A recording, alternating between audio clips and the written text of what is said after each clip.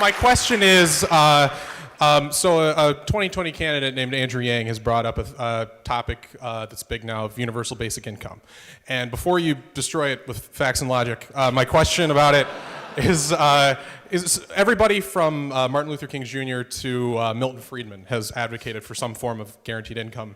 And I think you can agree that usually when the government runs things, that maybe they don't end up very good. So if more money was focused on going into the hands of people without restriction, would you be in favor of some form of universal basic income? So there is a distinction between different types of universal basic income. Sometimes by universal basic income, people just mean that the government is going to sign a check in addition to the current means-tested welfare programs that exist.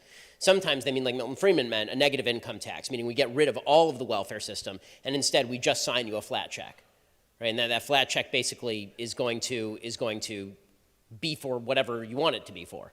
And I think that the record of universal basic income has not been particularly successful. They tried it in Ontario. They had to stop it because it was incentivizing people not to work.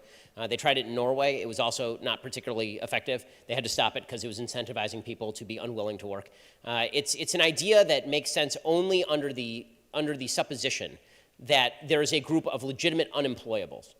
And that seems to be the growing perception these days, is that technology is going to take over. There's going to be a permanent underclass of people who simply can't get a job. They're going to be sitting on their butt. They won't literally have a means to live unless we sign them a check. I'm pretty skeptical of that line of economic thought, because that's been said about virtually every major technological development in the history of mankind, is that a new technological development will put an enormous swath of people out of work. That is true temporarily. It is not true permanently. We have effectively permanent and full employment in the United States, under 4%.